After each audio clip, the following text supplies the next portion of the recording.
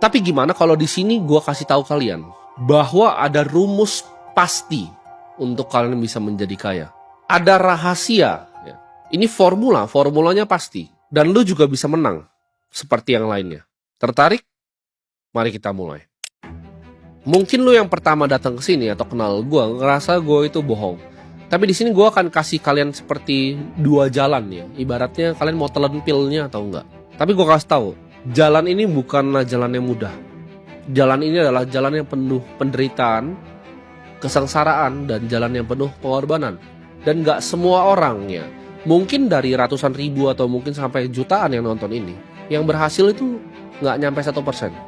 Lu harus bisa telan kebenaran pahit ya, yang selama ini lu gak mau denger. Kebenaran pahit yang tidak pernah diajarkan oleh keluarga lu sendiri dan sekolah. Karena faktor lingkungan itu berpengaruh.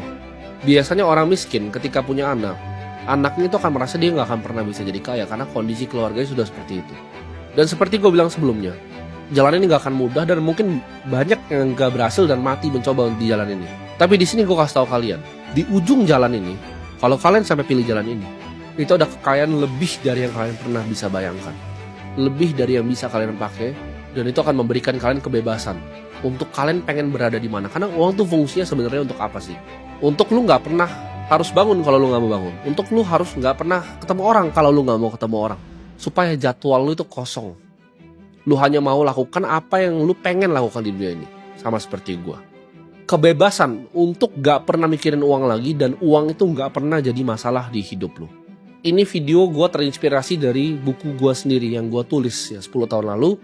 Gue tulis di situ dimana uang itu, gue nggak pengen uang tuh jadi masalah lagi di hidup gue. Dan gue waktu itu pernah tulis, target gue di situ masih ada bukunya sampai sekarang. Gue pengen punya 100 miliar di umur 35 tahun. Karena gue mencapai itu ternyata jauh lebih mudah. Dan gue berjanji di buku itu, kalau sampai gue capai tujuan gue itu, gue akan bantu sharing ke orang lain apa yang gue pelajari. Dan gue akan sharing isi buku itu di sini. Gue mungkin bukan level kayaknya Warren Buffett atau 9 naga, ya. Tapi gue yakin gue bisa ngajarin kalian. At least kalau dapat uang kayak gue, itu uang yang lu gak usah pernah mikir kalau lu mau makan, gak usah pernah mikir kalau mau beli mobil, gak usah pernah mikir kalau mau beli rumah. Itu uang yang lu hambur-hamburin juga udah gak habis lagi. Karena gue udah mencapai jauh lebih dari target gue tadi di umur 35 tahun di usia yang lebih muda, ya. 10 kali lipat, 11 kali lipat, bahkan 12 kali lipat. Jadi sini gue mau ajarin kalian untuk dapetin uang more than you ever need, ya. More than you ever know what to do even with the money. Ini gue akan pertama breakdown dulu dari pemikiran kalian ya. Karena kalian untuk bisa mencerna video ini kalian harus punya gelas yang kosong.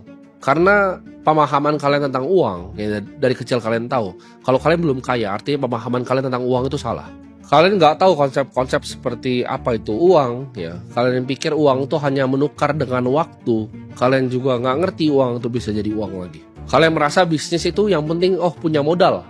Bisnis yang penting punya ide. Sekolah juga masalahnya nggak pernah ngajarin kalian begini dan itu nggak membantu sama sekali ya. Sekarang gue coba tanya ke kalian deh. Ya kalian coba Google ya.